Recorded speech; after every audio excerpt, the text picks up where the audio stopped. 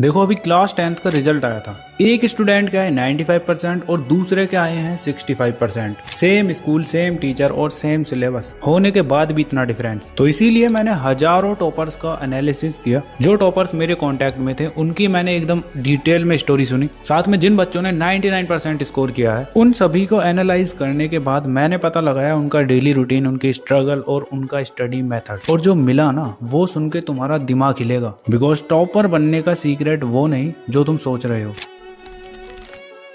So hi everyone, this is Mukul Bhardwaj और आज की वीडियो में हम बात कर रहे होंगे क्लास 10th सीबीएसई टॉपर्स की। वो डेली क्या करते थे, क्या उन्होंने स्ट्रगल किया और कैसे रिजल्ट आया। और एंड में वो एक चीज बताऊंगा जो इन 1000 टॉपर्स में से 990 ने कही और जो तुमने अभी तक सुना नहीं होगा। तो पूरी वीडियो देखना क्योंकि वो चीजें एंड में है। तो स्टार्टिंग करते हैं तुम्हारे हु वाज टॉपर। पहले तुम्हें अपना ये मिथ ब्रेक करना है। ये मत सोचो कि टॉपर कोई अलग है या किसी अलग दुनिया का बच्चा है। ये जितने भी टॉपर्स थे ना, इनके किसी के क्लास 9th में 60% आए थे। कोई ट्यूशन अफोर्ड नहीं कर सकता था, कोई घर के झगड़े देखता था और बहुत सारे तो ऐसे थे जो मैथ्स को बिल्कुल भी पसंद नहीं करते थे। और इतना सब होने के बाद भी ये क्लास 10th में 90%, 95%, 99% तक स्कोर कर चुके हैं अभी तक। तो फर्क क्या था? एक कॉमन चीज थी इन सब में, सिर्फ एक, अभी बताता हूँ। बट पहले इन टॉपर्स के मॉर्निंग रूटीन देखो जो सुन के तुम भी बोलोगे कि यार इतना ही था बस। अब इन बच्चों में से बहुत सारे बच्चों ने ये बोला कि मैं मॉर्निंग में जल्दी नहीं उठता था। शॉकिंग लगा ना सुन के थोड़ा? हाँ, तो वो नॉर्मल टाइम पर उठते थे, स्कूल जाते थे,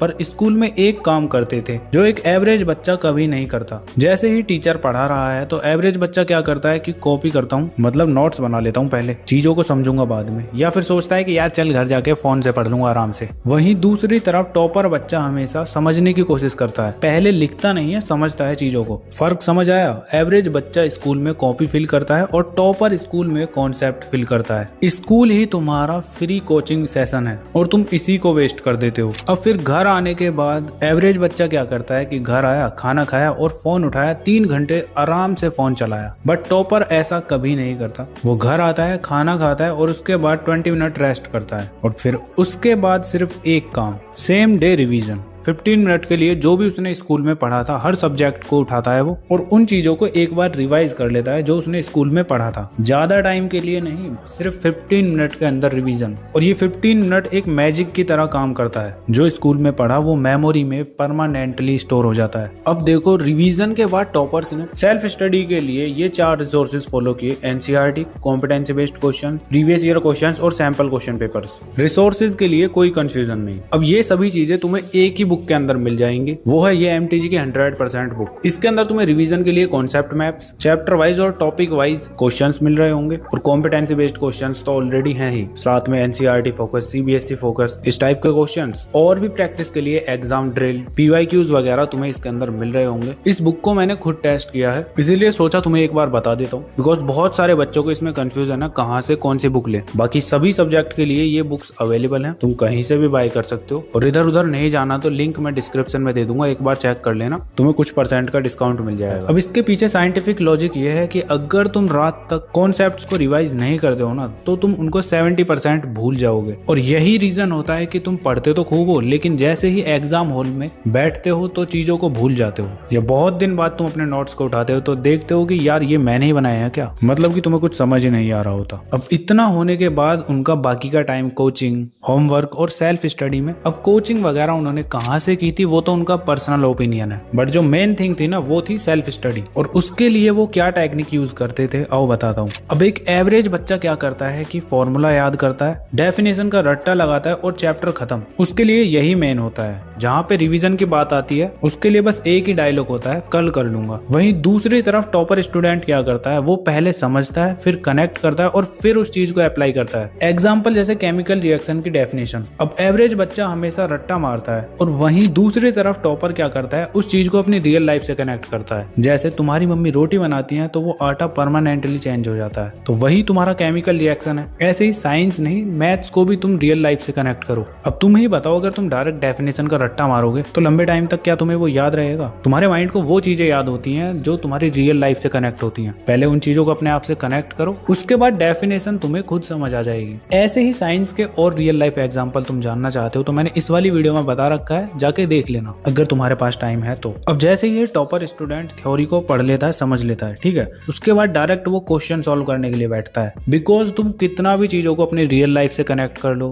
कितना भी समझने की कोशिश कर लो, लेकिन जब तक तुम क्वेश्चंस को सही वे में नहीं आंसर कर पाते ना, तब तक तुम्हारे मार्क्स बिल्कुल भी नहीं आएंगे। बिकॉज एट द एंड लोगों के लिए मार्क्स ही मैटर करते हैं ना। तो उसके लिए तुम्हें भी पहले थ्योरी पढ़नी है, थ्योरी के बाद डायरेक्ट तुम क्वेश्चंस को सॉल्व करने के लिए बैठ जाओ। किस टाइप के क्वेश्चन सॉल्व करने हैं मैंने ऑलरेडी तुम्हें पहली वीडियोस में बता रखा है। मार्क्स लाने के लिए क्वेश्चन प्रैक्टिस बहुत ज्यादा इंपॉर्टेंट है, ठीक है। तो सिंपल सी लाइन याद रख लेना, जो समझता है वो अप्लाई करता है और जो रट्टा मारता है वो भूल जाता है। तो अब आता है इस वीडियो का वो पार्ट जो कोई नहीं बताता, मतलब कि टॉपर्स की लाइफ का स्ट्रगल। अगर तुम भी ये चीजें फेस कर रहे हो तो इसका मतलब तुम भी टॉपर बनने की अपनी जर्नी पर हो। तो सभी टॉपर्स की लाइफ में ये सिचुएशन आती ही आती है जहाँ पे उनका स्टडी करने का मन नहीं करता, मॉक टेस्ट लगाते हैं तो मार्क्स नहीं आते, दोस्त लोग बोलते हैं चल यार छोड़ना, क्या ही रखा है इन मार्क्स में, और पेरेंट्स और रिलेटिव्स का अलग प्रेशर। और मेजोरिटी बच्चे यहाँ पर क्या सोचते हैं कि यार मुझे कोई सपोर्ट ही नहीं करता और ना ही मैं इतना ब्रिलियंट स्टूडेंट हूँ, तो वो गिव अप कर देता है। जैसी लाइफ चल रही होती है ऐसी ही चलने देता है, मतलब कि हर काम को कल पे टालना, स्टडी को बिल्कुल भी सीरियस नहीं लेना। बट दूसरी तरफ ये जो टॉपर लोग थे ना, उन्होंने मोटिवेशन का वेट नहीं किया, वो बैठे, जो उन्हें करना था, जो स्टडी का टास्क उनको मिला था, डेली उसको बस करते गए, थोड़ा थोड़ा थोड़ा थोड़ा। और ये हैबिट पता है कब बनी? जब उन्होंने पहली बार बिना मूड के स्टडी की, मतलब कि मन नहीं था बिल्कुल भी, बट जबरदस्ती बैठे पढ़ने के लिए। और यही स्ट्रगल उन्होंने स्टार्टिंग के डेज में फेस किया। बट जैसे ही 5 डेज, 10 डेज, 15 डेज, 1 मंथ निकलते गए ना, तो उनकी ये हैबिट बनती चली गई और ये चीजें फिर नॉर्मल बन गई उनके लिए। तो अगर तुम्हारी लाइफ में भी ये स्ट्रगल है, टेंशन मत लो, मैंने तुम्हें बता दिया क्या करना है। इन टॉपर्स ने क्या किया था वही तुम्हें करना है, बस सिंपली मोटिवेशन का वेट नहीं करना है, ठीक है। अब आता है वो मोमेंट, द रिजल्ट डे। इन सभी को कैसा फील हुआ उस टाइम पे और क्या इनके आसपास का एनवायरमेंट था। तो जैसे ही रिजल्ट आता है, किसी ने नहीं सोचा था कि इतने मार्क्स आएंगे। एक बच्चे ने बताया कि जब मार्क्स देखे तो रोना आ गया भैया। रोना इसलिए कि मुझे याद है कि मेरे टीचर मुझे बोलते थे कि तू कुछ नहीं कर पाएगा। दूसरे बच्चे ने बताया कि मेरे पेरेंट्स बहुत ज्यादा प्राउड थे, बहुत दिनों के बाद उन्होंने मुझे हक किया। एक ने बताया कि मैं वो बच्चा था जिसे सब एवरेज समझते थे, और रिजल्ट आने के बाद वही लोग मुझसे टिप्स मांग रहे हैं। देखो कैसे चेंज होते हैं लोग। और भाई ये मोमेंट, ये फील सिर्फ एक टॉपर जानता है, और ये फील तुम भी ले सकते हो, बस एक डिसीजन चाहिए। वो एक कॉमन चीज जो मैं शुरू से बोल रहा हूँ, जो इन हजारों टॉपर्स में से 99% में कॉमन था।